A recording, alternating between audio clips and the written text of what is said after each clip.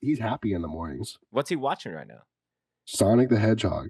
Oh, Yeah. I'm like, if you say Paw Patrol, I'm gonna punch you through this computer right now. Oh no, my son doesn't watch anything with a cop, even if it's a dog.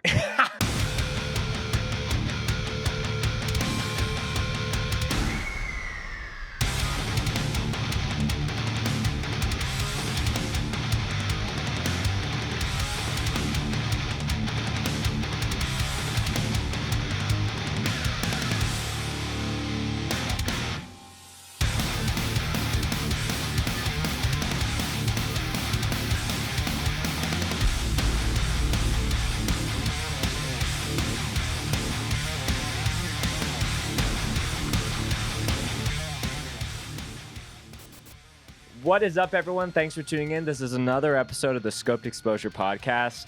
There are a few people on the show that I have told to their face that they have an open invite to always be coming on any season when it comes to talking about what they're doing.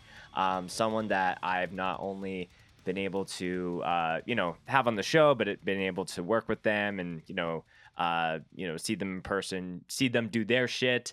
And when Cam reached out about hitting up the Scoped Exposure podcast one time to talk about These Streets, serendipitously right around the time that band was turning 10 years old, it felt like it was about time. And even a more delightful surprise is we're not only joined by Cam today of These Streets, but also Josh as well. So boys, welcome to the pod. Thanks for joining me today.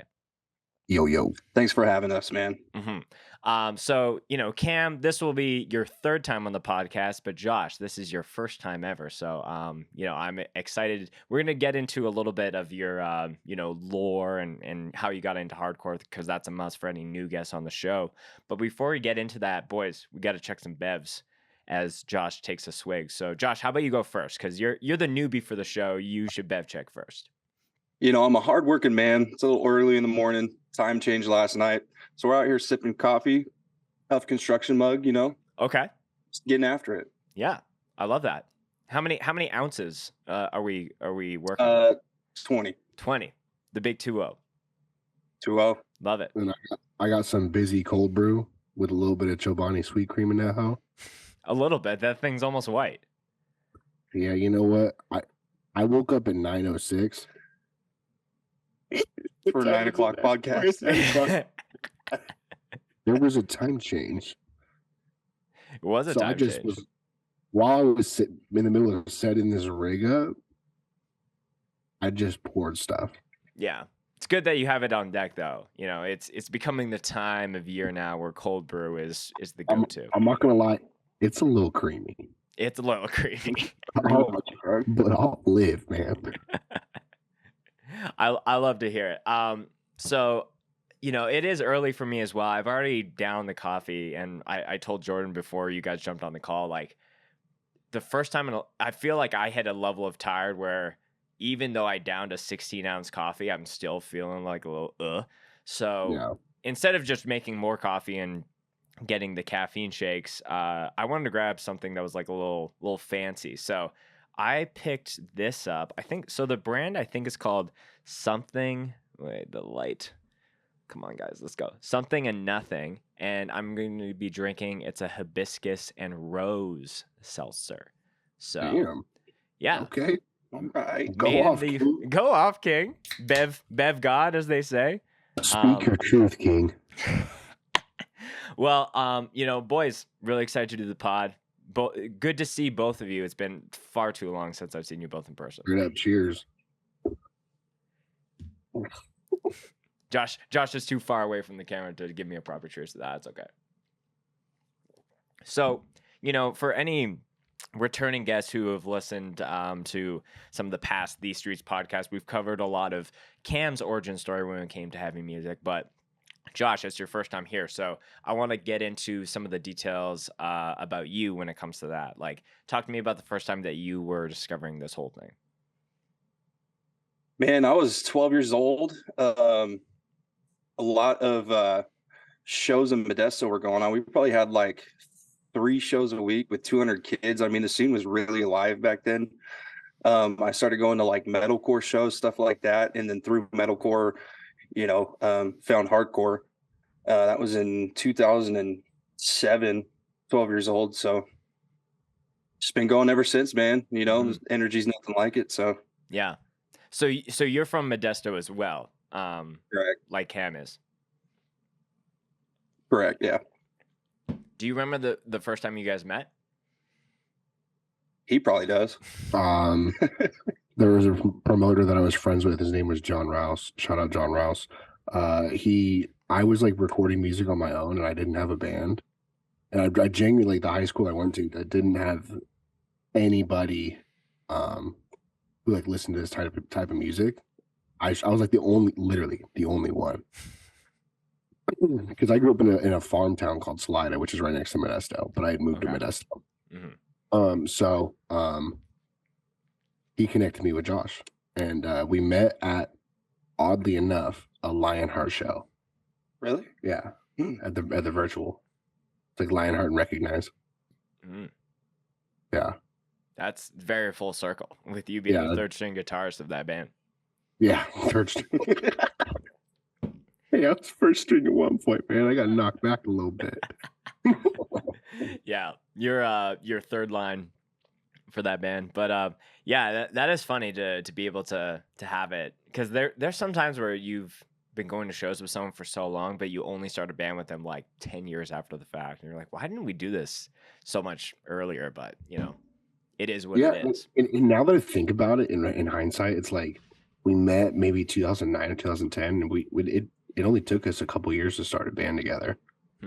We were in a band before These Streets together too. Okay. It was like the band that like crumbled into what These Streets is. Right. It was those streets. Yeah. We won't mention the band, but right.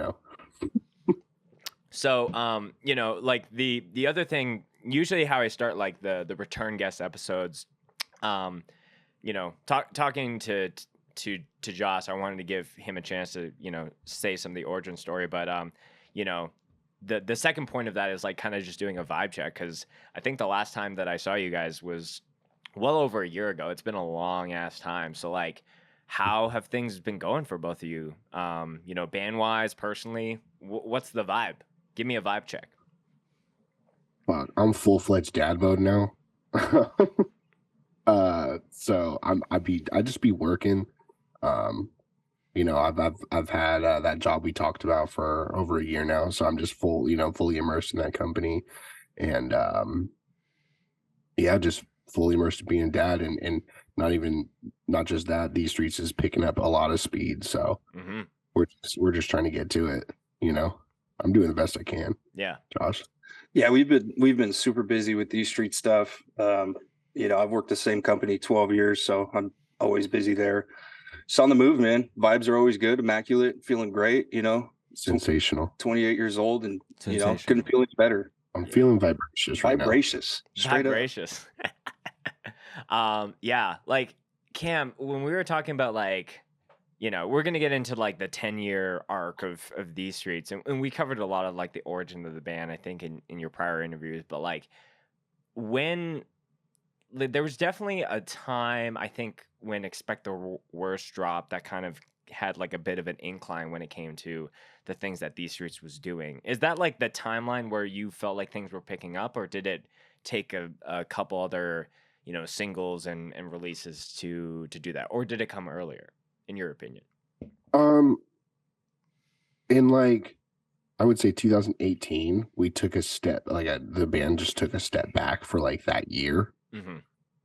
Because the label we were on had like basically shelved our record, because we had a full-length record that was going to come out that ended up just being Expect the Worst. We Frankensteined I think it was 9 or 10 of those songs into the 5 songs that are Expect the Worst. Oh, okay. So Expect the Worst is kind of like the zombified version of what was supposed to be. And let's just thank God that record did not come out, because it was in like drop G. Right. It was going to be called G Mode, and it was going to be kind of like satirical. Right. It was when we had all just like, the band at the time had checked out mentally from being a serious thing, and we were going to try to do this like joke thing, and it wasn't going to work. We just knew it wasn't. It just didn't feel right, didn't sound right. So I took a step back and I just rewrote the whole thing. And that's when like Benny joined the band. Um, Fred, who had always been our third string guitarist, stepped up, became a first string guitarist. Right. We put him in the game. Right. Okay. And then we dropped Stay Awake. And that's when we also had two singers for like a brief moment in Yeah. time. Just a freeze frame in time. That happened. But yeah, we went on a tour with Scarhead in 2019. That was kind of what started us back up again. And then when we dropped Stay Awake, like literally everything changed about the band overnight. Everything. It was the craziest thing. And it was just, and it wasn't like anything like super like not gimmicky or like anything like that. It was just like a really like it was one of the like I was listening to the record beforehand, but that song to me like really stood out as being like a very noticeable level up like musically for you guys. Yeah, I mean, I was partying a lot back then and just like losing my mind. I was kind of like in my Oasis era, just fucking just losing my mind and just like, what can we do to like turn this band up a notch? And I thought Stay Awake was like a WWE intro song, you know what I mean? Just like a rock song as opposed to like just trying to be any. It was just me just creating my favorite band all over again. It's like me falling in love with the band again, truly. Yeah, that's strange to like think about how you would do a project and kind of like have a season where it was like more of a chore than a joy, and then writing a record or even just a singular song that helps you like, oh, this is what this band is actually supposed to be, and this is why I wanted to start this project altogether. Yeah, I mean, we were lost for a bit. You know, we spent 2017 and 2000 at the beginning of 2018 touring heavily, and we just didn't have time to think. We were so stressed on trying to figure out how to make tours work, especially with the lineup we had, which was just like, respectfully to the people who were in it, scabby. You know what I mean? And I mean, if I were to call any of them up right now, they would fully agree with me. Just like it was fucked, dude. And we just needed a spark because we were just burnt. I was burnt. The last tour we did before our little hiatus was like 46 days. Wow. Yeah, with it was like Boundaries, one of Boundaries' first tours ever. And you know, 46 days of like, you know, a lot of, I'm sure, like good moments, but there are definitely some moments where it's like, man, what the fuck yeah, are we doing here? It was bad. Yeah. But you know, that's why, you know, you don't do 46-day tours anymore. So, I mean, I won't unless I'm getting paid exponentially. There's no fucking way. Right. So I'm gonna flip over the same question to Josh, like, you know, because Josh, you were kind of like timeline wise, like when did you like, I guess, come into the band picture? And like in the midst of that, I'm sure you know, you're still friends with Cam, you're seeing things play out with the band on like more on the sidelines per se, but like, do you agree that the band needed some kind of spark to kind of reignite? Yeah, totally. I mean, we started in what, 2014, 2013. And you know, we had a good following in our area. We, you know, did a bunch of tours. And I just don't think social media was at the point where hardcore bands were really, you know, doing much at the time. Yeah, so about 2017 I stepped away. I, you know, had to get some things in my life going straight, and seeing them do that, I was, you know, I'd always hit up Cam like, hey, you need a bassist? You need a bassist? Like, what's up, bro? Like, you know, come on. And then, you know, over time, we I think I did an interview video for These Streets, and then me and Cam just started hanging out again a lot. And oh yeah, we like made some content that just never saw the light of day. Yeah.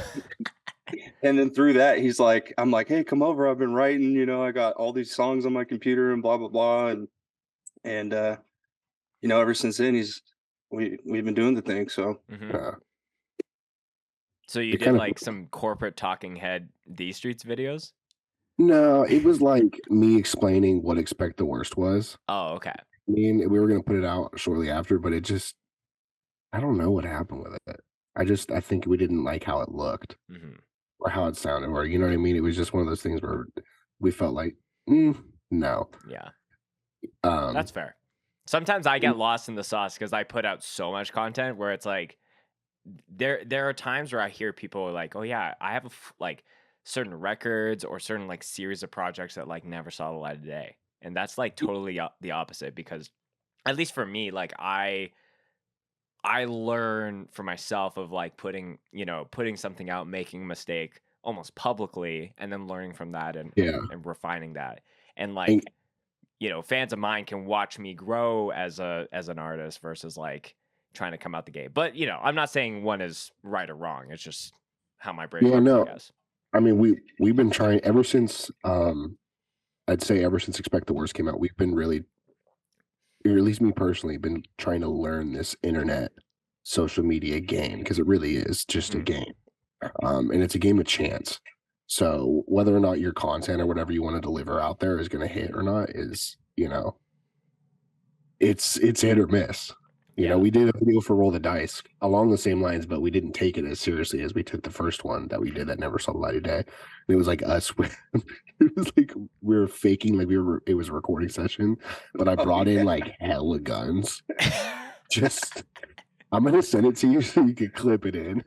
Oh, I think you have posted that video. We did post it. It was soon archived, and I think the best. We had a string of comments. I was just really respecting my trigger discipline. Everyone loved it too. Yeah, it was funny. Yeah. But, So Jordan, please timestamp in the notes so I can get the clip. Cam, I will say that you are very good for sending clips for the podcast. Oh yeah, I think the last clip you sent was of Josh. Was it? With the mask on? With the mask on. No. I think it's on my desktop right now. Oh, it is. I was like, you really sent that over, bro? Come on now. I'm all just in the van. Oh. Darth Vadered up on a Tuesday. That was crazy. Oh, man. Yeah. Josh goes to a CPAP support group. After all the shit you guys put me through, I had to, man. Come on. Right. But I want to say to your credit, like, I think so, like the social media game is a game. It's like, it's not a game that you have to play, but if like, it's one that if you want the undeniable like output and analytics of like being able to do that, like you have to play that game. Like something that's very interesting that I had a conversation with, there's a fantastic like local band from where I'm at called False Body, and I've filmed them like dozens of times for the channel, and they've always told me that anytime like Scoped Exposure is like, here's a new False Body set, there's always like a little bump of people that check them out. And the last time Sonny was up here, he filmed their set, so I was kind of curious on like how much of a bump that they would have gotten being put on his channel. And so I played a show with him a few nights ago, and I was asking like the entire band, like how crazy was the bump? And what was really interesting is like we actually have been getting more like promo through this this content creator who's I think their handle is The Yellow Button, and they're just like this person that just like, here's 5 pics of artists I think need more attention in this subgenre, and then they'll just list it. And they've been getting like more plug from that versus like inarguably the biggest archivist of hardcore live music of all time. Yeah. So it's just interesting on how like it's very easy to just like demonize and like talk that down, but like there's a lot of bands that are just exploding right now because they have the right packaging of like a music video, like a series around a release, the way that they're like carrying themselves online, because like it, that's where all the attention is right now. It's not just like getting on a fanzine anymore or anything like that. I mean, it just comes down to like, if you as a band, right, you have to have like, it's just like any company or anything at all, any business, you have to have like a culture around it, and if you don't have that culture that people can relate to or people can buy into, you know what I mean? I hate using the words buy-in, but I mean, it's a mental buy-in, if you can't buy into something and you can't connect with it, then it just doesn't work, you know. And if we've looked at anything, it's like, you know, like how we talked about that video that never got released, that was like on a serious note. And you know what, we're not like the most serious of bands, you know, we're not like the VH1 behind the music, like this is why we wrote Right. this song, you know what I mean? I'll tell you why I wrote a song or what it's about, you know, but I don't need to make a video explainer per se, you know. Right. But we just want to be ourselves. We want to be our best selves too. Mm-hmm. We want anything we put out to like hit that median of like, this is what it's supposed to be, you know. Mm-hmm. It's got to be vetted and make sure it's like culturally connected to what we're trying to do. Yeah. Yeah, and I think like it should be whatever your authentic way is, because it's not to say that like, you know, because a band makes a serious behind the scenes of making this record, it means they're the most serious individuals ever. Like I'm thinking about a band like Knock Loose when they were doing laugh tracks. Like there was like a thing where, you know, Brian Mhm. is addressing and talking about the record and all these things, but like there's just a bunch of goofy guys in that band. They like to have fun and, you know, do that, but they also take their music very seriously. So it's kind of a thing. It's like if it's something that if that's your sword to die on, like don't do it because you think doing something serious is going to connect with people, or being ultra goofy is going to connect with people. It's like, what are you actually about? And just put that out, and, you know, and just let it be what it is. For sure. So, you know, at the time of recording this, it's right around the birthday of These Streets, as far as, you know, being 10 years old. So I'm sure there's like a lot of lore that we kind of break down to, but like when I think, you know, both of you, I think, can speak, whether, you know, you've been in the band for 10 years or, you know, a little bit less than that, but like, what is your biggest takeaway, like with a band, you know, because Cam and I were talking over the phone, like, what else have you done consecutively for 10 years, and how that's grown and changed you? Do you guys have any thoughts when it comes to just like when you look back and reflect on what These Streets has done? It's a really good question, man. I'll say back then it was more of just like us as kids, doing what we loved with our friends, right? Some of our friends passed away. We did it for those reasons and to kind of carry their name on back then, and now it's kind of for us and what we want to do. I'll throw that out there. Yeah, I mean, it's weird to think about like how this band has kind of been like a driving force for the past decade of my life. You know what I mean? And not only that, like a focus point. And like, I don't know, at first it was you know, a whirlwind. You know, we put out a demo. We put out a single, actually. Started playing at shows immediately. Quickly came out with our demo afterwards, like a couple months later. And then 6 months after that, we put out our first full length. Mhm. And I was just, you know, we're working on a breaking news. We're working on a remix of that to re-release. Okay. And I was listening to the mixes last night. Just like I have the session, the entire session from 2013, I think it was late 2013. Mm-hmm. And it's weird to think about like, damn, I made a record when I was 18 years old, like a full length record. And it was my first full length record ever that I was ever a part of. You know, now down the line, I have all these releases under my belt, which is tight. But this band was like so pivotal to me because it was the first time I ever took anything this seriously in music. Mm-hmm. And it's funny to think about how easy it was and how natural it was to us. Like we knew the second it started picking up a little bit of smoke that like something's happening. Mm-hmm. You know, people like this. People finally like something we're doing. Because the bands we played for, dude, like 20 people would come to our shows. You know what I mean? Right. We'd be like begging our friends. And it's not like we were selling pre-sales or anything like that. It was just like, please come to a show. Our scene was dead. Mm-hmm. And we kind of just, with this band, rebuilt our entire local music scene. And like, you know, inspired people to come to shows and have a good time and party with us and shit, you know? Yeah. And it's weird how like naturally we're talking about something that you've done for 10 years. Like I haven't done anything else for 10 years. I mean, every year my life changes sometimes, and now it's pretty consistent now that I'm just a father and, a working man.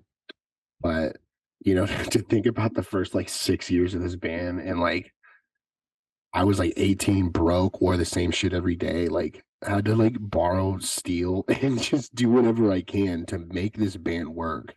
And now I could just take vacation and do the band, Mm. you know. But to think about in the beginning when we really had to just like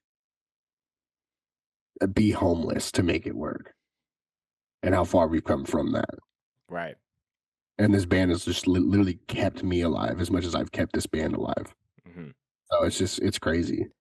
Yeah, it like I think the older that you get, the realization is like, there's definitely, I think there's pros and cons to both. When you're like 18 or early 20s, you like have very little responsibilities. You can like, maybe you're still living at home, you're doing all those things, but you have all this ample time, and you can kind of go off and be, young and dumb to a degree. And like to me, it was always like this idea is like, oh, once you pass your golden era of like playing in bands, it's like game over.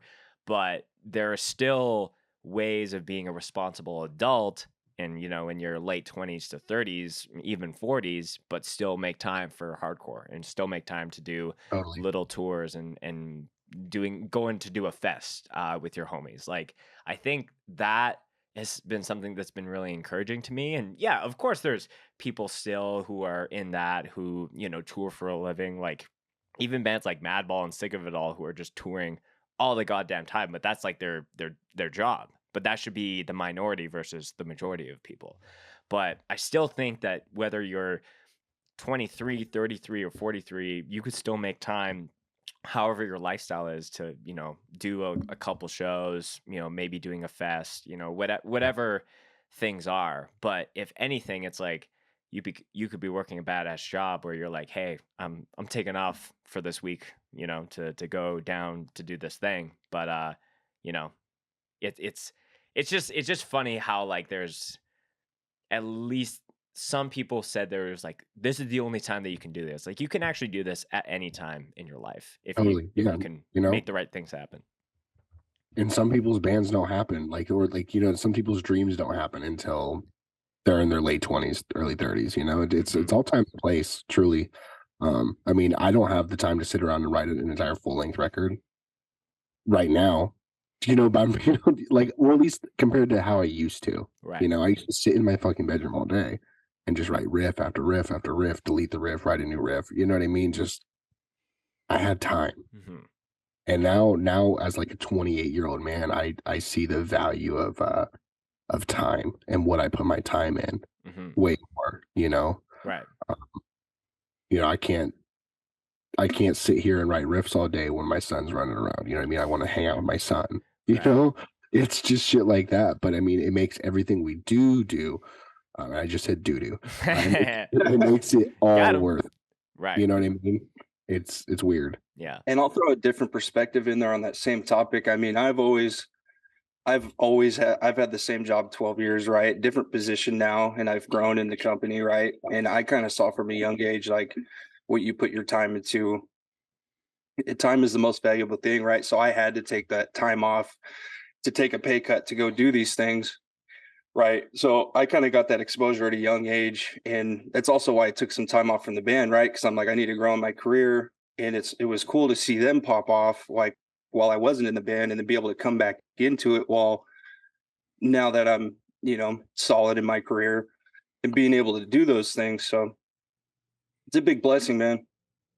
Yeah, I definitely think that there's a lot of time that I fucking wasted in my 20s, and that could be anything from like,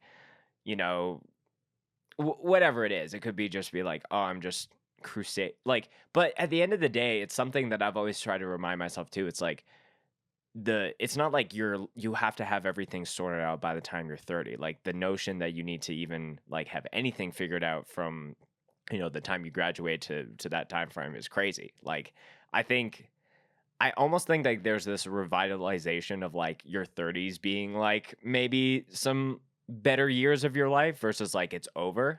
Just I think more so with our generation. But yeah, I feel like I just turned 30 and I'm like excited for like the next 10 years because I know what I want to do and I know how to do it. I think that's the second point is more important because you know, I've always wanted to play music and do different things, but now I feel like I have the tools and the know-how to like make it happen, you know? Mm-hmm. Totally. Yeah. So, when it comes back to these streets, you know, we talked a lot about like some of the aha moments. What was, you know, because I think doing hardcore like really teaches you a lot of life lessons as well. So I want to hear from both of you. Like, what do you think the biggest lesson about life that these streets has taught you both individually? Does anything come to mind there? I think for me it'd be one, if you put your mind to something, you can make it happen. And two, on a totally separate note, like I had a drinking problem at the time, you know. Fucking I you know, hardcore also taught me that I shouldn't be drinking and stuff like that. So, you know, the hardcore's taught me a lot of lessons, whether good overall, bad at the time, you know, it's a lesson nonetheless. Mm-hmm. Yeah, I'd have to agree with Josh. Like, there's a lot of shit this band has, you know, taught me in life. I think the biggest takeaway is to just be yourself. Don't be anybody else. Because that's like the thing about hardcore is like whether or not you have the hype machine behind your band or you have, you know, the TikTok behind your band or whatever you have fueling your band or whatever is your fan base, you know, because there are genuine people who love your band regardless of where they love you from. Right. You know, the one thing that anybody can see through is someone who's just a fucking, for lack of a better word here, poser. You know what I mean? And the thing about hardcore is like you have I mean, I would say there's like a genuine grace period where you can like either find out if it's for you or it's not. Mm-hmm. You know what I mean? Like the band we came from before these streets wasn't necessarily a hardcore band, and we all loved hardcore and we wanted to start a hardcore band, so we did it. And I mean, those first couple years of our band really proved whether or not this was for us. And of course, with any band and any group of people, there's going to be people who doubt you and think you aren't going to be there in 10 years. Mm-hmm. So if there's anything this band taught me, it's just like how to stand the test of time, always being myself, unapologetically. Yeah. Anybody who knows me I knows that I don't fucking change my opinion for anybody. I'm pretty direct. I give everyone a chance, but if I don't like it, I don't like it. You know, I don't have to like it, and they don't have to like me, or they don't have to like my band. I'm always going to be myself, and I'm always going to do what I do for the hardcore scene and in general. And that's really what measures up at the end of it. Like, band aside, like what I put in to the scene, to hardcore, you know, I've gotten out of it tenfold. Right. So it's just about putting in work, being yourself. Yeah. Yeah. I think that there's a lot where it's like, there's a weird thing, not like a chip on your shoulder per se, but there's something where there's a lot of people where they had, you know, they probably had tons of people that they were stoked that they were coming to shows, you know, especially when it's like that thing where it's like, oh, I've been going to shows, but I started in the pop punk scene, or I started going to like the post-hardcore, you know, Rise Records kind of shows. But like, to me, I try to stay optimistic of like, trying to foster good things to like convert those people, for lack of a better word, and like get them over. But a lot of people jump to like, oh, you're not going to be here in 6 months, and they kind of like try to I you know, to piggyback off that, yes, when we started going to shows, every show was like a mixed genre show. That's what the hardcore scene was. And if you really think about it now, it is again becoming a mixed bag thing. It's not just like hardcore against the world right now. Right. Dude, I mean, thinking about No Pressure. No Pressure plays hardcore gigs almost exclusively, right? They're a pop punk band. That's how it used to be in the hardcore scene. Bands like Daggermouth, Set Your Goals, like all those bands would play hardcore shows. Right, dude. Yeah. Metalcore bands as well. They would play hardcore show. Everyone would play together, dude. I mean, think about Unbroken Wing. That's a fucking metalcore band, but that's like maybe the hardest metalcore band. But I mean, for a while, it was just hardcore bands playing hardcore shows. No one else was jumping on those gigs, right? And now it's become this mixed bag again where everybody can play with everybody and everyone's like cool with it and everyone's supportive of each other, which I think was lost for a really good amount of time in the hardcore scene. Yeah, well, it's also been and anytime I say hardcore, obviously there's like a specific like genre, like this is hardcore. But there's also like I always speak about it in more of like using it as a describing term about the community. And like sonically, Yeah, like even a hardcore festival could cover like 5 to 10 different subgenres of music, but we all consider it to yeah, be hardcore because of the people behind it, right? So I do yeah, for agree sure. that there's definitely like, the same people that were mad because it's like, oh, like you've listened to these bands and now you're trying to listen to Trapped Under Ice and Backtrack, like you don't know what real hardcore is. But it's like, well, I've been here, and I think that's the biggest thing for me personally. It's like my presence and my hardcore resume, if you want to call it, is out there. It's undeniable. And I think with bands that you do or different things, you start to just like put in that like that that rock that's here for the test of time, and you cannot like it, but it's there and you can't deny it at the end of the day. Yeah, for sure. Josh, what do you think as far as like just different things as far as how the scene is kind of evolving and changing a I, little bit to be more mixed in I that way? fucking love it. I love seeing kids at shows, man. It gives me hope. It gives me like, how many times have we seen bands tour for 20 years, make no money, and have to work a job when they come home? The more kids at shows that are supporting bands, the more money in bands' pockets. And not only that, maybe kids find what they love and they start the coolest next band, you know? Mm-hmm. I love seeing kids at shows. I love how the scene is. Everyone's been super inviting. I think COVID and the time off really like helped the scene in a weird way, because then everyone was super excited about shows, right? Everyone was hungry. Everyone was very hungry, and it's the future looks positive for hardcore right now. Mm-hmm. Yeah, like I've talked to some people and they were mentioning like the era, like someone told me once was like the era of grunge was only like a 5-year stint, and like obviously grunge has existed even before it was like had this big boom, but kind of implying that like there might be like a balloon effect. But at the same time it's like this shit has been going on for so long, like maybe it's becoming a little bit more recognized, and there's certain opportunities that bands are getting to play, like to see the Knock Looses and the Scows play, like, oh, these are just like normie festivals, but now there's like 2 hardcore bands that are on it. Or seeing um yeah, just seeing like all these things. It's like I think those are all base hits to just like have a trickle down effect to everything else. Because we've seen that. It hasn't even been like it's been like 2 years, like kind of like post pandemic as far as shows coming back, but like it feels like a brand new chapter to a brand new book that we're all starting to read. Yeah, kind of. And I think back to like the late '90s and like the Roadrunner Records era of hardcore, like Biohazard, Madball. I mean, those bands were massive. Mm-hmm. You know what I mean? Madball's still massive, but I mean, there was a time and place where like, they were doing like big ass clubs, 500-person clubs a night. Mm-hmm. You know, um, and hardcore kind of became mainstream to an extent. And then the early 2000s to like the early 2010s, I mean, it wasn't as big, and now it's absolutely massive hardcore. I mean, Tsunami's fucking selling out every show on their tour, Mm-hmm.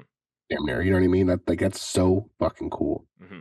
It's like unheard of for a long time. I don't remember the last band that could do a full US that sold out every show other than like Bad Omens. Yeah. You know what I mean? Like those are the bands who sell out entire tours. Mm-hmm. Yeah, it's so cool to see a hardcore band, especially one from our area, doing that.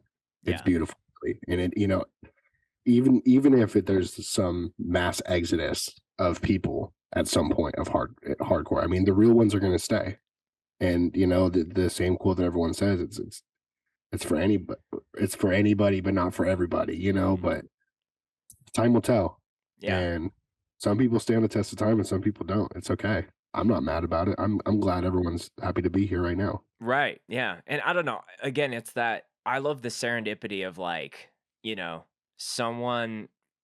I'm sure that there's someone who's going to one of those tsunami, tours. Cause it's funny connecting the dots. Cause like when Joseph was on, he was like, yeah, this band was not supposed to be serious. Like we were going to play 3 shows and then break up. And he was even saying on that pod, like this is back in 2021.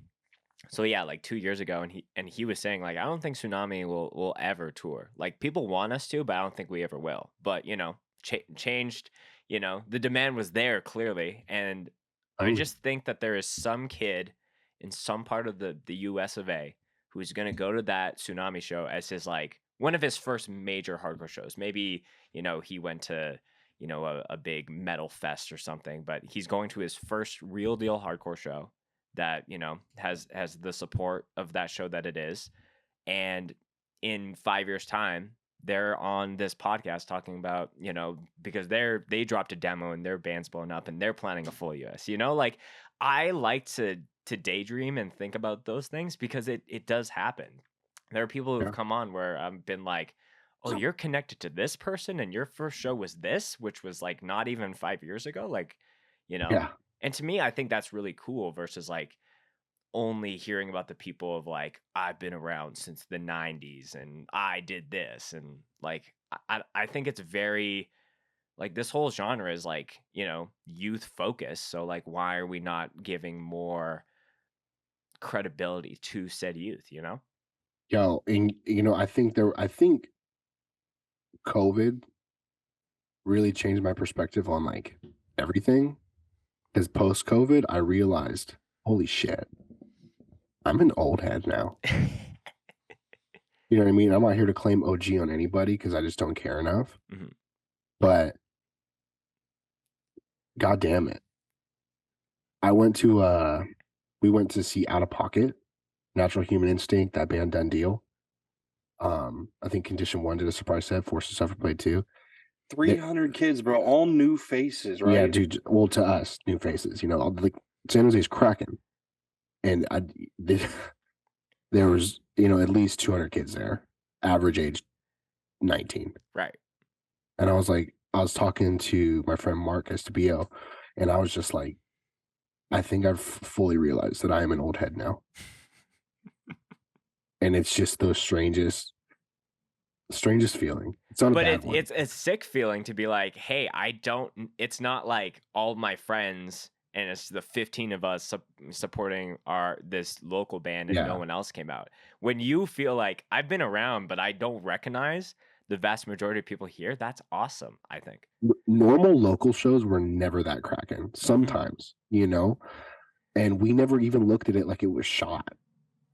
But compared to like a normal Out of Pocket Friday night gig that like we went to, compared to like a normal These Streets Friday night gig back then, I mean, they were cracking. Maybe 200 kids, but maybe in a venue that didn't make it. Maybe it just didn't make it feel like it was that packed because we played, but they were just different venues that were bigger or whatever. But it wasn't. It's definitely different now, and it's a really cool thing, and it's so cool to know that like the shit we did 10 years ago kind of laid some framework to what is going on now. You know what I mean, everyone really has a piece to this puzzle, right? And you get it where you fit in, or you just don't fit at all. But it's cool. It's cool being 28 years old, looking at a bunch of 18-year-olds and just being like, oh, they're gonna learn. You know what I mean? Right. They're gonna all these kids are figuring out who they are in life. Right. Yeah, and you get to kind of witness that in short bursts. Yeah, that's very cool. And now I can remember when I would get like, let's just say creative criticism from old heads of, when I was 18. The things they would say to me, I would just be like, shut the fuck up, leave me alone. I'm gonna do my thing. Let me do my thing. And now I'm just like, oh, they were all right. Interesting. 100%. They're all still here too. Right. Like it's crazy. So that's you realizing you're the old head. Yeah. So that's an interesting idea. And maybe we can hit on that. What is some old head criticism that you would just like that's general, not to anyone specifically, that you think we all could share? And that could be criticism that, like you said, Cam, you got when you were, a young gun and you were like, man, who the fuck is this dino speaking to me about breakdowns? But, something that, like you said, was like, oh, you were totally right. Does anything like if you had to give a piece of advice or criticism generally to the new gen of hardcore coming in, where does your mind go? Two things. One might be a little too specific, and the other one's going to be a blanket thing that anybody can, Okay. But the first thing is, hardcore and violence go hand in hand. I think a lot of people are starting to realize how serious it can get, and if they haven't, they will. I'm just going to leave it at that. But big piece of advice was don't be so encouraging of ignorant violence. Make sure if someone's going to get beat up, just make sure it's worth it. Make sure it's justified. Because we come from a very violent scene, like the Central Valley hardcore scene is like incredibly like, you see like videos like Billy Club Sandwich or like, those old school like mosh comps, Right. Yeah. And we lived that too. Like we had a venue called the Workshop where it was just like we would have weapon shows. You know what I mean? The barracks, essentially.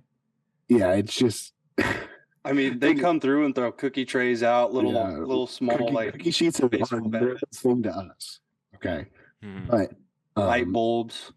Make sure I got told by so many people, stop beating everyone up or stop getting people beat up. Stop encouraging this as much as you do. And just, if it's going to happen, it's going to happen. Let it happen. But yeah, I learned very quickly to not be such a hothead and not be so aggressive. Be more nurturing to the scene. Gotcha. Because you're going to cause more damage than not. Everyone knows. If you don't know, figure it out. But second piece of advice, mind your business and shut the fuck up. I don't think I even need to dive any farther into that on why. Yeah. And I think both those statements also go hand in hand. I agree. Yeah. There's definitely a bridge there. Dude, my favorite thing to say to people is welcome to hardcore. Because truly, like, get it where you fit in and you'll figure it out in time how this goes. I'll see you in 10 years. Right. I don't know. Josh, what do you think? What's your old headism? If I had to say something towards the scene in general, it would be more towards like, just let these kids have fun, man. Like Cam said, they're figuring things out. They don't know exactly how to operate, how to move, and that's something that we learned through hardcore, right? So I think it's important to give these kids just a space to have fun. I just love it. I love how it is right now. I don't really have any advice, to be honest with you. It's the scene as it is really fucking cool right now. Right. Like, yeah, I think what Josh was saying kind of tails off to what the first thing I said. And it's not as serious as I think I was initially coming off as, but you don't understand how easy it is for an entire show to turn on one person. You know what I mean? Break that down for me a little bit. If someone's being a dickhead in the mosh pit, or someone doesn't understand what's going on, they think someone's hitting them on purpose. We've all seen the derailment of the the entire show turns on. It's the amount of people I've seen. I never saw so many jumpings in my life till I was in the hardcore scene. You know what I mean? Right. And I went to a high school. And not jumping's just out of nowhere, like mid song. Yeah, you know what I mean? So it doesn't matter. Like, I've seen a fucking slew of what most people will call TikTok generation jump someone, because that's just you know what I mean? It's just like how it goes, dude. If your friends are fighting, you're not letting them fight alone. Right. So it's just like you got to figure out what's really going on and know when to hold them and know when to walk away. Mm-hmm. You know what I mean? It's a gamble. Yeah.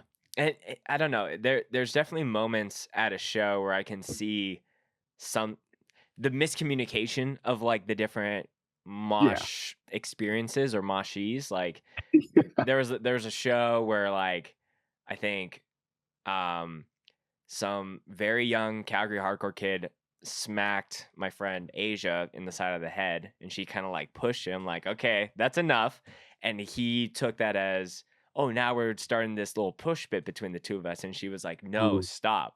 And I talked to her about it after. I was like, I thought you were going to start fighting this, 15-year-old or however old. And she was just like, I had to like take a breath to not take it personally. And I think that's something that we see so much, is someone taking a hit. And that could be a normie who's at their first show ever, like they, wrong place, wrong time, or that could be a seasoned vet who's been going to shows for like 20 years and they take something personally and then they act out on it. It's like, I feel like 9 times out of 10 things aren't intentional in those things, and it should just be, a flow into the, you just like, you got hit, either deal with it, maybe move to somewhere else in the room, take a chill pill, like whatever. But like 9 times out of 10, it's not personal that someone swung on you. Yeah, for sure. Because you can kind of like, you have a gut sense of like, I think this person. I mean, I used to not. I used to get hit in the face and want to fight everybody because I was just a psychopath. This fool fought me so many times for we fought each other. But now when I get like, I catch a nice one, I just kind of get stoked. I'm like, holy shit, I feel something. Right. You know what I mean? Because it's not often that I mosh, and I'm for surely not moshing during every set all day for every band like I used to. I don't have that in me. But I don't know who does at our age. Maybe the Edgemen. Right. The Edgemen probably have a lot of energy. Sure. But it's also like, I think if you do get hit and you have that built up adrenaline, like I see people do that and then they use that as like, it's almost like a transfer of energy. Like someone gets hit and then they just like I get stoked from 0 to 100 and then they're just like going. Like it's kind of like an activation versus like, I'm just a sick fuck now. If I get hit, I'm just like, oh, let's fucking go. I'm here. Now I'm in the show. Right. You know what I mean? It's kind of like fucking like a relay race. It's like someone taps you in. Yeah. For sure. Thinking about it now, if I had one piece of advice for kids, would always work for me is don't care what anyone thinks, right? Play an instrument. Like if you want to be a part of the hardcore scene, pick up an instrument and start a band. Even if the band sucks and people tell you suck all the time, just keep working on it, right? I mean, the first EP we did was subpar, right? Awful. But we actually got good feedback. But at the same time, just be yourself, find your lane, and take constructive criticism, but also don't give a fuck what anyone says. Right. And don't get your ass beat. Well, that too, yeah. Yeah, someone said to me once, you need to be able to believe in your own shit and be willing to be told you're full of shit at the same time. For sure. Totally. A lot of people told me I was full of shit. Did you believe them? No. I think I always knew that I was, all right, see you in 10 years. You know what I mean? Well, it's just that refinement of like, like someone could be like there are people that I'm friends with and I'm like, I don't like your music. I don't like your band. I think, and it's one thing to like say it vaguely here on the podcast, but it's another if someone asks me for my honest opinions about something. I'm nice enough of a person that I would be honest, but I would explain it in a constructive way. Sometimes if you just hearing like someone talking shit about like your record or whatever, like it's still someone's opinion and they're allowed to have that. But Josh, you're right. Like taking that as like, this is not a personal attack at me, but this is where I'm at. Cause like, there's people who've been playing in bands for 15 years that still put out terrible music. It's not just based on how many years you've done it. There is a level of skill, there's luck, self-awareness. I think at the end of the day, I mean, no matter what, hardcore is a proving ground. Mm-hmm. You know what I mean? Like there are people I used to be legitimately at odds with that it's not even like we had like a verbal reconciliation. It's just the fact that it's like real recognize real. I'm still motherfucker. I'm still here. I still book shows. I still do my thing. And so do they. And we never even had to have a conversation over why did we beef. It was just like, we're here now, and we've always been here, and so we respect each other. It's like a silent mutual respect now, whereas it used to be like almost instant beef. You know what I mean? Hardcore's so weird. So, I mean, to pull it back, I'd say take constructive criticism. Also, don't let it get you down. Don't worry about it, right? Take that info, push forward. And, you know, if you're pursuing bands or you're just there for the music, either way, just keep it pushing, man. And don't trip on anything. Anyone, I mean, for me as a kid, if anyone, wanted to do what Cam's talking about and get violent or something, that's a part of it. And you gotta, I'm gonna, my back's down against the wall, I'm gonna fight. Dude, you gotta be down to fight too. But regardless of all that, like, you gotta have the vision of no one's gonna stop me, right? No one's gonna take me down a notch. I'm gonna keep thriving. I'm gonna keep, And you know what? If anybody steps to you, there's no better way to earn someone's respect other than to punch them in the fucking face. I'm not even kidding. Clip that. I was literally writing, there's some clips in this episode to join you right now. The best way to become someone's friend in hardcore is to literally fight them. I promise. That's why I love you, buddy. I'm just saying. I'm just saying, dog. Like, if the chips are down, someone steps to you, for real, just run the fade. Win or lose, you're not a bitch. And I think the thing about this is, like, if you're a bitch, you'll get figured out quick in hardcore. You act tough and you get punched in the fucking face, you get knocked out of a show, and you don't come back to shows. They were right. Yeah. You know what I mean? But if you get stepped to, you run the fade, win or lose. If you're like, all right, what's up? We fought. Is it over yet? You done? You know what I mean? If there's that respect, like if you respect someone enough to fight them, I think we'll go a long way in hardcore. That's interesting. It's not something that's as, because there's a lot of discourse when people have something to say online, but like I feel like 90%. Yeah, I'm not a fan of the online talk. If someone's got a fucking problem with me and they don't say anything, and I'm at their gig in their house and they don't do anything about it, then shut the fuck up. Right. You know what I mean? I've said, like, I would have way more respect for the people that don't fuck with me if they said it to my face or said it publicly, and not in this way of like, oh, that you're, oh, like someone sees it as like, well, that's like a bit of a bad take or whatever. But it's like, if you're gonna say stuff behind closed doors, but then like pretend everything's all hunky dory when I'm like, letting you use my guitar cabinet at a show. That's my favorite. When someone I know talks shit about me, is just like shakes my hand. I'm just like, all right, that's cool, man. No worries, no stress, bro. Right. You know what I mean? You're a bitch. You're a bitch. That's a fact. You're a bitch. You're a bitch. But we'd rather make friends with people, right, Cam? I mean, yeah, for sure. Josh has to be like, this is why Josh is here for this interview, because the other times, well, I will say the last convo that Cam had, I think he was like 4 PBRs deep, and listening back to that episode is more comedy focused than like real hardcore talk focused. But yeah, no, yeah, I'm not getting faded this time. No, but yeah, we're just talking about life lessons of hardcore, dude. Yeah, and I think that's the hardest pill for anybody to swallow, is what I'm talking about. And I'm always down to talk about the hard pressing questions. Right. So, I want to talk about some other D Street stuff before we move into Eyes Open, which is a band that both of y'all are in as well. But around the time of recording this and when this episode is going to go out, the most recent thing you guys have done was Roll the Dice, which was last year. But It sounds like there's some new music on the horizon as well. Do you want to talk about that? Yeah. When is this dropping?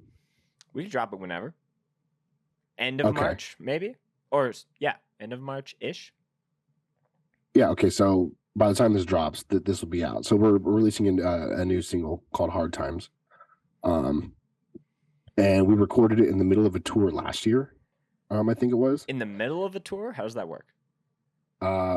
We had a couple of days off. We Oh, booked a okay. tour on these 2 festival appearances we were doing. It was either we fly out to each of them 2 weekends in a row, or we just do a run. Mm. And so we played Heavy Hitters in Texas, and in between that and Wild West Fest in Salt Lake City, we just took some time off in Colorado and just recorded a song, and then headed to Salt Lake City. Oh, dope. And we recorded it with Connor. He plays for a band called Mugshot. Yes. Um, Connor Haynes, right? yeah, and him and Michael from Mugshot helped produce the song as well. That's very cool. And it's a dope song. We brought in 2 songs that they weren't strong. They weren't strong enough. And we kind of molded them into this one song that is Hard Times. And it's a super badass song about I think it's the most honest take I've ever had on explaining where we're from and what it's done to us. Because we do come from a place that's not necessarily the best place to grow up in. Mhm. And a lot of our friends have passed, like a alarming amount of our friends have passed away, and we've been through a lot. And I think everyone who grows up here either makes it or breaks it in their life. You're either a successful person with a job and a career, or you are a drug addict or dead. You know what I mean? There's no Or in between. roped up in some gang or something. You know what I mean? Yeah. It's not like we're this major city. Stash up. I think it's your neighbor. But yeah, it's an honest take on where I'm at and where we're all at with what we've been through. Yeah. Josh, you agree, or is there anything you want to add to the new song? I think what Cam said is totally on point. I mean, it's just a take on our hometown, man. That is Nash. Yeah, I'll be right back. Okay. Dad mode activated. What's up, boys? Hard Times out now, streaming on all platforms. Go check it out. 1000%. I'm double backed up over here. Yeah. Are you I don't even know. There's so many hardcore vocalists that do the dual Shure SM58s to the face. I just gotta say, it's so good to see you, bro. Bro, so nice to see you as well. It's I feel like the last time I saw you was Northernlions 2021. Yeah, totally. Dude, 2 years. That's far too long. Trying to get back out there soon. Or We'd love to have you. Yeah, seeing the streets. But yeah, like, and maybe, while we're waiting for Cam to go through dad stuff, and I know that this is a bit of a more serious subject, but when it talks about like the take on some of the things as far as like growing up in a place that and having to experience like losing friends and things like that, like how has that, even just as a musician, just for you, Josh, like helped either cement why you do what you do or help influence that in any way? Like how do you It's really take cool. that? Everything. Sorry to cut you off. Everything you're I good. do, everything I do is in memory of that. I found my best friend dead by suicide at 18 years old. I'm very like public about that, and I'm a very big proponent on suicide awareness. So everything I do now comes from something so dark, but it's done in positivity now. And I'll say just influencing us without those events.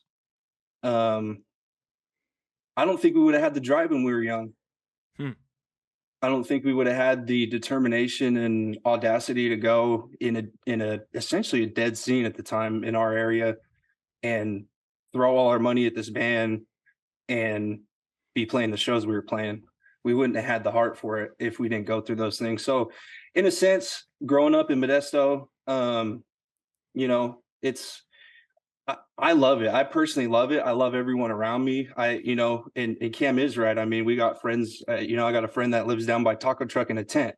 He's not really my friend anymore, right? But it's just, it's kind of a shell of himself. But, to sum it up, it's like those things at a young age really give you a lot of perspective. And then touring with these streets and doing the Europe thing we did in 2015 with Lionheart, Havenside, it really opens your eyes to a different perspective, right? So these streets was almost exactly what we needed at the time to come out of that. Yeah. I do agree that like when you have those very life altering like moments where you can remember for the rest of your life, like where exactly you were when you found out X, Y, or Z. Like it really does put things into perspective and kind of like block out all of like the unnecessary bullshit that we worry about constantly on a day-to-day basis. Totally, man. And honestly, with that experience, every relationship I have, friendship, everything, like I always let people know while they're still here before it's too late, like how I feel about them. And I think there's a lot of good takeaways from it too. It's not all negative things. As far as a single, yeah, we're talking about the negative part of it, right? But for me, it wasn't all negative. I think if you go through a negative situation and your takeaway is negative, you're losing, you know? Yeah, I think that most things, like at least in my life right now, there's been a lot of things that have been pressing, and something that I heard that I'm trying to apply to my mindset about how I'm going through it is like you're either the victim or the victor. And like Totally. either like you're gonna like push through it and be able to find a way through that, or you're gonna be self-deprecating and just like kind of just slum, and you won't have really anyone else to blame for yourself. Like you can't, there are things that happen that are inarguably like outside of your control that like you could have never predicted. But there are a lot of times where it's like how your reaction is actually how you control that situation, how you can influence how it's going to play out for sure. Totally. You're either the victim or the victor, and I'm a winner, bro. I don't lose. So I'm gonna take the dubs all the time. Everything, even if I go through something negative like that, it's a positive outcome in the end. So Yeah. Hi. And it's like the you have to, it's funny. We have a song on the new demo, and Zach has been saying like, you can't take a W if you can't take you don't deserve to take a W if you can't take an L. And like that's a huge thing that hardcore has taught me. It's like, yeah, like you can do all this shit and still play a shot show, but like the continuation of trying is like the net W versus Yep. like just giving up. So if you come out of it with information, man, that's a dub in my book. yeah, true.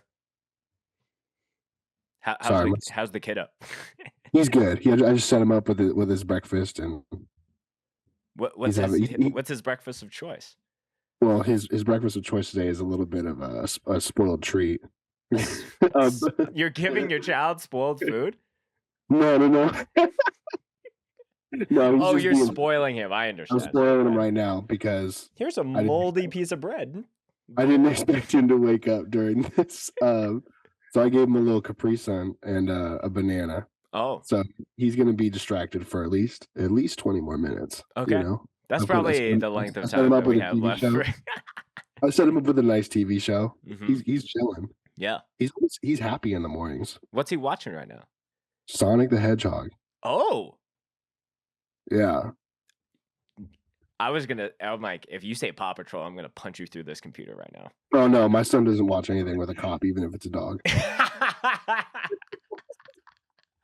That is the right parenting choice. That's a bootlegger kid show. Yes, for sure. Absolutely. I unfortunately my niece is very big into Paw Patrol, and I have like anytime I've gone to go visit her, I she's got all her Paw Patrol stuff. I take like the cop dog, and I'm like hiding it like from the play area. Like maybe just throw this underneath the couch. No one needs to know. Like where'd the dog go? But just like subtle. I don't know if you can relate in this way, but it's like I have this like I don't have kids, and me and my wife don't plan to, but like there's this subtle like how can I just subtly start to influence my interest within this person? Like the last time I saw her, I gave her a Pokemon card, and she was freaking out. So excited. Hell yeah. Let's talk. You play Pokemon? Yeah, I play Pokemon. Hell yeah. I'm an OG. I was like yellow, like way back in the day. Pokemon Stadium. My first Pokemon was Fire Red. Oh, okay. That's still pretty early. Yeah. Yeah. I mean, it's just the upgraded red. So yeah. Wow. What about you, Josh? Are you do you catch them all or not really? I play whatever my grandma had on her little what is it? The Nintendo Game Boy? Yeah, the Game Boy. I was into it, but It said Nintendo Walkman. the Walkman, bro. I don't know, man. It was a long time ago, bro. It's funny because we're pretty serious gamers here. Yeah. I did have like the Yu-Gi-Oh! Damn, Oh, the whole battle farm thing? board, dude. I had one of those as a kid. Damn, son. I just gave my Pokemon collection to my buddy Vinny's son. It was his birthday recently. I had like a whole box of cards, and he has literally like binders and binders and binders of holographic cards. And I just shot them to him for his birthday. I'm like, I literally don't even Dude, you use them should have anymore. checked for that Charizard if you had it. Well, to me, I'm like, That'll buy you a down payment on a house. yeah. At the same Yeah. time, it might sound corny, but to pass on something that means so much to a kid that doesn't mean much to me, it was just cool. I'm not going to go through all my Pokemon cards. Then again, if it was, enough for a house, and I might be slipping, but You're Thanks for the being info, a dude. nice guy, but if it was me and the knowledge that I know with like Pokemon card value is crazy. But I appreciate, I can respect it. So what day is the new song out? It'll be out by the time this episode drops. March 17th is the formal drop date. Okay, so we'll probably drop this episode like the Tuesday or Friday after. But yeah, I'm Perfect. excited. Is it it's just the one song, but is that song a part of like an EP, a record? No, this is just a one-off single. I think actually and we kind of course corrected yesterday. We were planning on doing a full length, but I think we're just going to do 2 splits this year. Okay. Have you one- chose the bands to do splits with, or that's still in the Well, cards? we got the offer to do 1 split. I had an idea for a split 2 days ago, and then we got an offer for another split yesterday. Oh, okay, So the bands are worked out for both of them for the most part. cool. Yeah, nothing I can speak on just yet. Yeah, it's too but early. Yeah, It's definitely dope. definitely dope. Yeah. Yeah. Mm-hmm. So I think we're just gonna do a couple more, record like maybe 4 more songs, and then put out those 2 splits for this Yeah. year. Sometimes I like to leave Easter eggs with the stuff that's going on with my bands within the podcast. And I told you this, Cam, when we were on the phone a few days ago. The next release for Admission of Guilt is going to be a split as well, and the band that we're doing it with is we're gonna have a collab song that we can both play live, in our own respected scenes. So we're gonna be writing that together, which is something I'm both excited for but also nervous for because it's gonna be a lot of work. But That's such a dope concept too.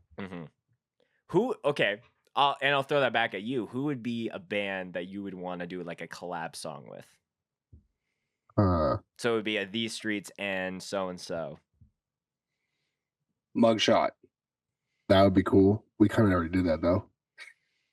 We kind of did that already. You kind of did that already? Yeah. Yeah, because Michael and Connor helped write Hard Times. Oh yeah, I guess so. Yeah.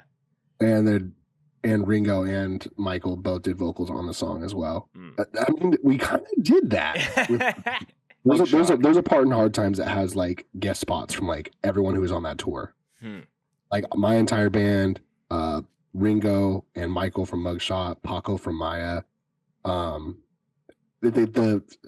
The second verse of the song, or like I forget which part it is, but it's just like you'll see. It's like a Minority Unit part where you could pass the mic to anybody. I love those. Yeah, so it's dope. Mm-hmm. But if I had to pick a band, E-Town Concrete or Lionheart, it'd be dope to do a song with Lionheart just because of the bond between us as bands. Mm-hmm. Be cool to have the 2 drummers on it too, Jay and Benny going back and forth would be insane. Oh my god, I didn't even think about that. That's crazy. And then me and Rob going back and forth would be insane. It would just be a party. Honestly, my final answer is Lionheart. That would be the sickest shit in the world. I love Mugshot, but I feel like the correct answer is Lionheart. I think that has the most dramaticness to it. That would be very cool. Yeah.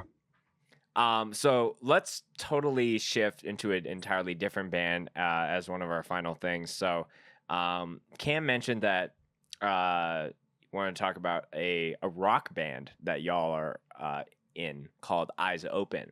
So talk to me about that, because I know that you've played in a number of other bands, Cam, but this was something that I was like, I went to go like check out one of the tracks. I was like, oh, this is like very, very like intentionally different. So talk to me about like the start of that.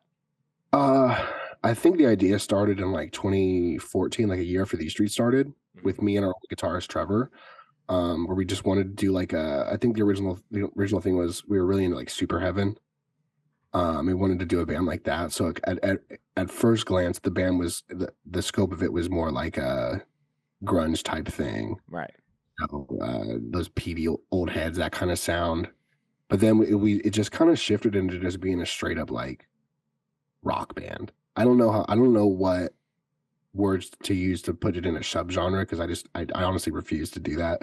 So I don't want to put it in a box, because it could literally be anything we want. And a lot of the songs sound different from each other, which is fine. And I don't want to call it a project either. I want to. It's a band, you know, and it actually like started.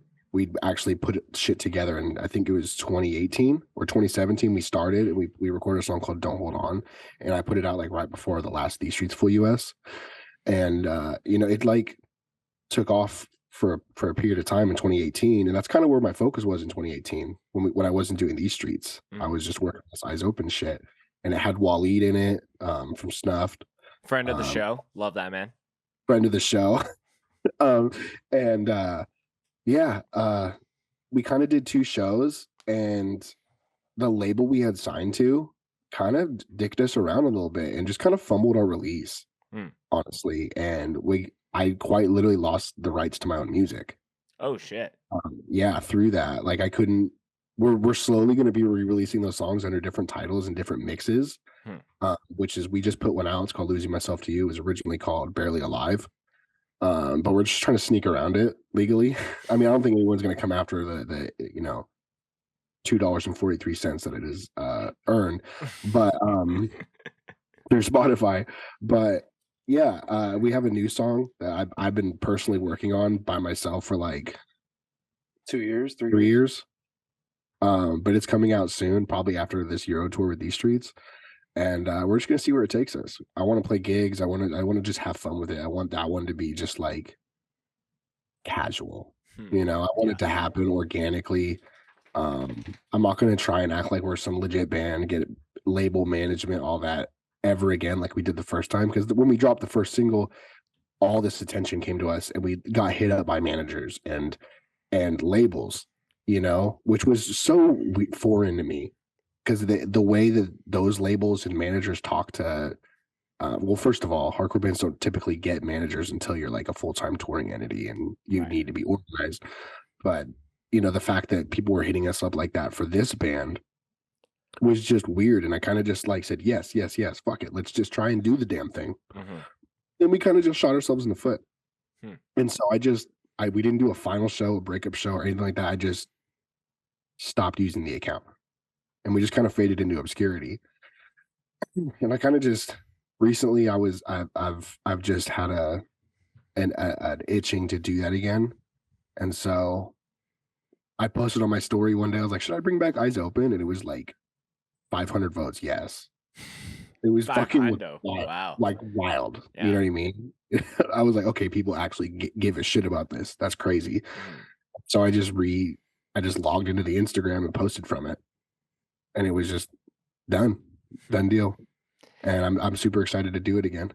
Yeah, it's I guess like, and just correct the record if I'm trying to make a connection point that isn't there.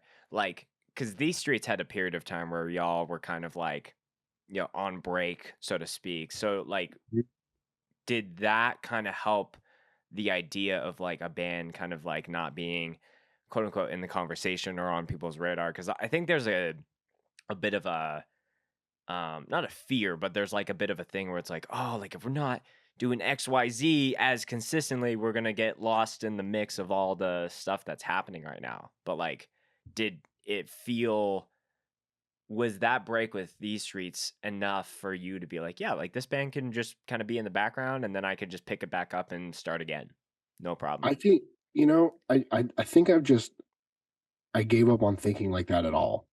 If music's good, music's fucking good. If your music sucks, your music sucks. Try again. Relevance is not relevant to me or my life. Like I could literally stop doing both bands right now. Still write the music, keep it in my Dropbox, and listen to it by myself, and I would be just as fulfilled. I think. Right. Truly, I've done everything I wanted to do with music, honestly. And I could quit tomorrow and be like, yeah, I did it. I did everything I wanted to do. You know what I mean? I mean, there's always more I can do, and I still love doing it. And obviously, I'm very excited to do it, and happy to do it. But I think worrying about being relevant is so like counterproductive to making good music. I really like that. Yeah, because like, yeah, thinking critically about writing a good song or just writing something that you want to hear is important. Being your favorite band is more important than being anybody else's favorite band.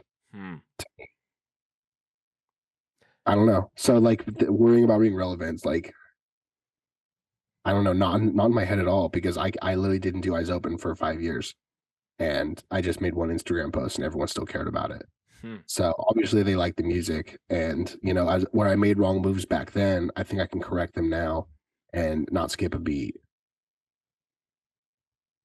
Man, that's yeah. Josh, do you have any follow-up thoughts or on that when it comes to like relevance? I think it's important, man, to keep up with social media these days. I'm so bad at it. I'll not post for like 4 months. Like it's so foreign to me, man. But so I don't really have an opinion on it, but it is important. And I think Cam is right. If you're doing it just for the looks, it could come off in your music, right? I think there's something to be said about just doing it for yourself. Yeah. Totally. Yeah. There's so many times where people come on the podcast with like one of like the best piece of music that I've heard from that person. They're like, "Oh yeah, this took like 4 years to make, 6 years to make." And obviously it's not like every single day from 9 to 5, you know, people have life, people have their own shit, you know, and they're making their time for it, but you know, there's still a lot of things that will go in the process of like being not like derailing the timeline of when music comes out, like, but it is something to make it worth the wait, you know? Like I feel like if bands were putting out even just full EPs every single year, like I'd be more overwhelmed with the you know, the amount. I would rather have more new bands making music versus the same bands making more music, you know? Yeah, I mean, we've definitely, especially with like these streets, really thought hard about making our releases purposeful. And we did the 2 EPs from in 2020 and 2021 respectively, and those were both supposed to be like part of a full length that never came out. But I mean, the pressure of putting on a full length is way different when it comes like so. And we don't want that pressure or need that pressure. We don't need to put out a full length right now. We've put out 2 full lengths. When and if the time is right, we'll do it. You know, but I'll never force anything. Yeah. You know, in this one Eyes Open song we're gonna put out, it has sat in my Dropbox for fucking years. And it was never the right time and place for me to finish that song until now. And I think I finished it. So, you know, everyone will hear it soon. And everyone who I've showed it to literally says it's like my fucking what's the fucking word? Your Mona Lisa? My motherfucking magnum opus. Oh, you know? I see. Yeah. I'll send it to you after this, just so you could hear please. I'd love to check it out. But you know, with enough people telling me this shit, I'm like, all right, I'm gonna do this, man. I'm just gonna fucking try it. I was watching an interview of Fall Out Boy, or I think it was Joe from Fall Out Boy, and he was like, they were all in hardcore bands, or you know, hardcore adjacent bands, and they were like, we can write this kind of music though, so why not make this band? And then Fall Out Boy just, you know what I mean? So that kind of really inspired me to make that Instagram post and say, should I bring Eyes Open back? You know what I mean? Like I can write this music and I love writing it. I feel super fulfilled when I write it. And it's just sat in my Dropbox for years. Yeah. It's just secretly been another one of my favorite bands that I listen to. It's just for me, you know, but now it's gonna be for everyone. And if it works, it works. If it doesn't, no love lost here. Yeah. Yeah, that's I've alluded to some things like with some of my other projects, but there's been something that's just been brewing for so long musically, and there's been times where I've been like so upset at the state of that, or like how long things are taking, or like what I've been holding up or what other people have been holding up. But at the same time, it's like I don't think people, like there's so many examples when a band doesn't really have anything going on like new music wise. They'll put it in neutral and let all the other bands that have their current releases like get to the front of the line, For sure. Yeah.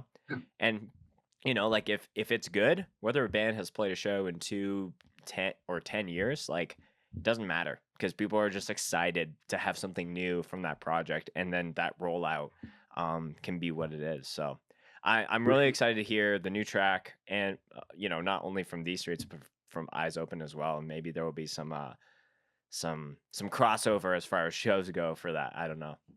Who knows? Who's to say, really? I mean, you are in the band, so probably you, but well, I have no idea the scope of what we're gonna do with it yet. Yeah, I'm just gonna let it happen. You know what I mean? Mm-hmm. I'm kind of just at this point where I just let things happen. I didn't think we were gonna go to Europe in 2 weeks. Mm-hmm. If I was like, damn, we're probably never gonna go, and then we got this tour offer, and I was like, oh shit, we're going, and it still hasn't set in for me yet. I haven't even bought a suitcase yet. I need a suitcase. You need a suitcase. But we're leaving in 2 weeks to go on our first Europe tour, which has been a goal of ours since we started. And, we didn't force it to happen. It just happened. Yeah. So it's just one of those things. Whatever happens, happens, dude. I'm 28. I got time. Yeah. I still feel young. Dude, yeah. I think the mind shift of like, instead of, I'm thinking about when Lumpy from Days came on the podcast. He's like, the amount of times that a band has been signed because they sent an email or a DM with their stuff versus that place reaching out to a band, it's like, it's way different. It's like, if you put out good stuff and you put out good energy and good content, whatever good you're putting out into the world, that will in turn come back to you. It might take like way longer than you've expected to happen, but it will happen. Like there are things that come to Scoped that I'm like, this is wild, but like I didn't seek after that. It just like, we're just on this journey called life, and finding ways to be able to do stuff. So yeah, I like finding myself on someone's radar the natural way, as opposed to putting myself on their radar. Right. I think the last thing I'll ever do is be like, hey, will you check out this song, Mr. Person from other band? You know what I mean? Or Mr. Person from label. Like, will you give us a chance? You know what I mean? I don't like asking for shit. Right. I like doing it my own way, staying in my lane, and just minding my business. You know what I mean? I don't want to force anyone to listen to my music. I will never be the guy be like, hey man, let me show you my new demo. Check it out, dog. It's coming out. This part right here. Yeah, this one. This is the one. Yeah. This is. You know what I mean? I just refuse.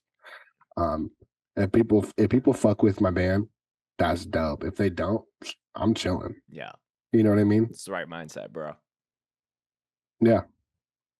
I think Josh is checking on Nash right now because Nash is talking to the TV. He's very expressive. I got you. Well, we could probably head towards the end, and as you know, Cam, we end with the mosh stories. So, God, Josh needs to come back to this one. Yeah, I need to hear Josh's. Josh has to give us with a good one, being his first time here on the pod. You want me to set him up, or do you want to set him up? Josh, we're gonna end with the classic Scoped Exposure podcast mosh story. So that's anything that's first to your head. Could be wholesome, gruesome, something that happened to you, something that you did, or just happened at a show that you were just attending. He does this. This isn't a setup. But I heard you saying, "You want me to set him up?" No. No, I've seen the pod. I'm just playing. Things I could talk about on a podcast. There's always some people that are like, what are the stories that I can't tell? And I'm like, I kind of want to know those, but yeah, those ones are the fun ones, man. I feel like there needs to be a Patreon only, just like triple No. X. Nope. I'll just say there's too many instances There's where too many there's incriminating too many things. instances where me and Cam have went into like our hometown venue and ended up fighting the whole show, just me and him. God. Like legit and winning and winning like tenfold. But it's to be specific, no. Okay. You gotta have a good mosh story. Oh, I went to see TUI in Berkeley, and I turned around and the girl I was seeing at the time was getting punched in the face by a man. So I ended up fighting that guy. I don't know. They're fight stories, dude. Yeah. I could give you a crazy mosh story for Josh. Sure. Oh, for There you Josh. go. Okay. There you go. You're familiar with Nasty, right? Yeah, of course. So They're a Nasty, Canadian band. I have to know them. Nasty is Wait, from Europe, brother. really? Yeah. Well, we're this deep into the podcast that No, you're good. You're good. Nasty was touring the States with No Altars and No Zodiac and Beg for Life. And they played our hometown venue called The Workshop. And it was the first time in my life where I literally just opted out of moshing because it was just fucked up. Oh, it was one of those shows where you're like, I am not moshing because I might die. Yes. Yeah. It was big boys only in this mosh pit. I was the big boy. And Josh just kept going. Oh my God. I'm pretty sure you got your nose busted open. Fucking, it was the craziest pit I've ever seen in this venue. The most violent pit. Honestly, one of the more violent pits I've ever seen in my life. Wow. We're talking the hitters, the Mosh Warriors, cartwheels, weapons, spin kicks, everything. It's just, everyone was feral. I'm pretty sure people were biting each other. I don't know, dude. Ears missing, everything, dude. I'm telling you. So fucked. But I remember just being just like beside myself, not moshing to this band.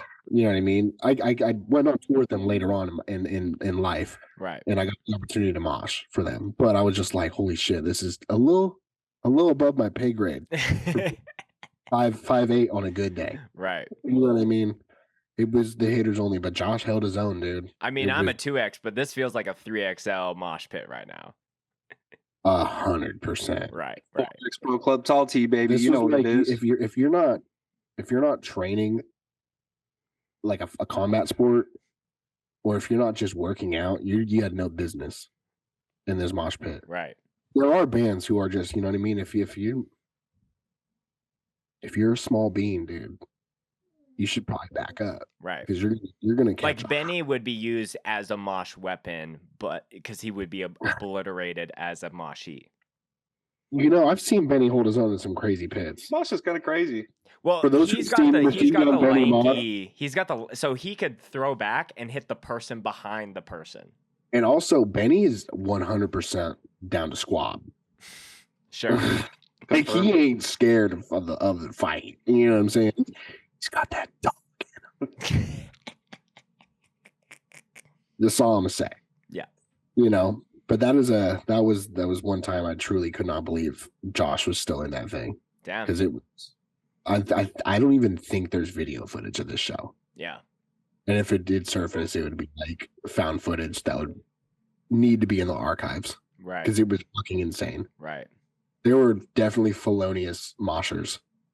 in that pit. Felonious. No one's ever explained a mosh vibe as felonious on this podcast, but I love that. Hey, man, crowd killing is assault, dude. Do you remember that show at the Workshop when someone was moshing and they hit the light bulb out? So then they used the light bulb as a weapon and started hitting everybody. I think that was Lee Street.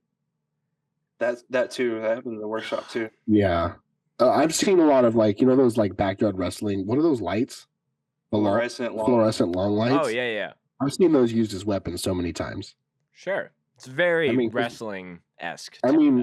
Very Juggalo-esque, honestly. Very Juggalo-esque. See, they go the extra mile, and then after it breaks, they'd use it and start poking people, you know? Oh, okay. Just playing. Cam, I don't know if I've told you this story, but where I'm from, I grew up in a city called Winnipeg, and a thing called the Winnipeg handshake is when you had a beer bottle, smash it on the ground, and you were like ready to scrap. And there was one time I was playing a Love show that. where yeah, like two normies just like stumbled in, like, you know, bar hopping or whatever, because it was at a the show was at a bar, and Love this. I think, you know, classic, someone's trying to two-step, swing arms, and someone took that as fighting, and then someone tried to Winnipeg handshake, and everyone's like, no, that's not, you know, what's going on. And Here we go. know. Prime example. Whole show turns on you for being a jackass. It's exactly what I thought of when you said that. So, but yeah, that dude got, as soon as that stray smash beer was out of hand, it was just like dog pile of death and throwing them outside. So, and that was happening when my band was playing, and I'm just like, one of the first and only times I was taking, you know, my wife, we were just dating at the time, and she was standing behind, and I'm just looking back at her. I'm like, you know, like it was one of those. Dude, there's always that beautiful moment where you bring someone adjacent to what you do to a show, and you're like, please stand here. Right. Don't move. Yeah. Get a feel for what's going on and just try to understand it. Right. Because I've had my friends, my normie friends come to shows, and then I've literally seen some of my normie friends just get accidentally beat up, and they're like, what the fuck? I'm like, dog, what did you want me to do? You know what I'm saying? Right. Or, you know, like we did this free show in the summer of 21 at a taco truck. Someone shot a firecracker at me. Right. Or a bottle rocket at my fucking face. Mm-hmm. And my normie friends had to see me punch someone square in the face. He's chilling. I got it. No, bring him in here. Friend of the show. Friend of the show? Friend of the show. The youngest friend of the show, probably. Yeah. Yeah, honestly. Hard launch here. Yeah. In my analytics, the 0 to, you know, 12 demographic, it's just. Where'd you get a Dorito at? What's up? So much for that banana. I see him with Capri Sun and Doritos, bro. Yeah. So much for a healthy snack there, Cam. Say hi. Oh, okay. Yeah. Yeah. He's even got his D Street shirt on. Yeah, I see that. Mama. Rad Dad Award. Yeah. He can't hear me, though. No, he can't. Why? I can make him hear you though. Why? Can you hear me? Actually, No, say hi. get this off of me. He's not. Sometimes I put my headphones on him when we're in the Discord hanging out, and he does not like hearing other voices. He gets really weirded out by it, or his own voice. That freaks him out. Oh, I see. What? Look at this little hardcore family here, Yeah, this is very wholesome. What This a way is to the end next- the episode. dude. If people think the TikTok generation is bad, I wonder what my son's going to be into. Don't worry though, he's in good hands. Yes. Yeah. I you know, I have mad trust when it comes to his upbringing, and hopefully he'll be spin kicking real soon. Oh, he already moshes. Oh, we love that. He's already in mosh training, which is kind of scary because at some point he does have to go to preschool and kindergarten. And he's So- going to be crowd killing on his Dude, teachers. God, only God knows. So Only God. not me. So we'll Uh, cross the bridge when we get to it. Yeah. Cam, Josh, great to see both of you. Before we wrap up, anything you want to plug, anything you want to shout out, or anything you want to send the people off with? Mastiff 2023. Oh yeah, the Mastiff. You don't know, but now you do know. Is the single scariest urban legend hardcore band from the Bay Area ever. Okay. Be on the lookout for the return of Mastiff. If you don't know Mastiff, go on Spotify right now and listen to Strength and Despair. New stuff coming soon from them. Yeah, shout out Mastiff. Shout out Done Deal. Done Deal's a cool band. Who else we got? Come on. What do we got? Natural Human Instinct is crazy. Condition One is the hardest band I've ever heard in my life. Upstate Records, G&D Records. Be on the lookout for that. Forthright Booking. If you think your band's ready to tour, hit me up. Yeah, do good, be good, look good. Stay good. See us in Europe. Yes. If all the Europe listeners, please go support These Streets. I'm sure that Europe is just the beginning of a lot of other good things to come for These Streets this year. Excited to, the track will already be out, so go listen to that as well. Hard time. Hard times. Eyes open, go crazy. Test your drugs for fentanyl. I don't know. Yeah. I don't know what else to say. This is Scoped Exposure, you bitch. This is Scoped Exposure, you bitch. Last time you whispered that, which was always funny. Can you end us off with a Cam These Streets outro, but whisper? Give us some ASMR shit before we wrap up. Stop the cap, stop the cap, stop the cap, stop the cap. GKB all day. All day. If your friend group doesn't have a Discord, get it fucking together. Tap it. Stop the cap, Scoped Exposure, you fucking bitch. In Jesus' name, no more cap. Amen.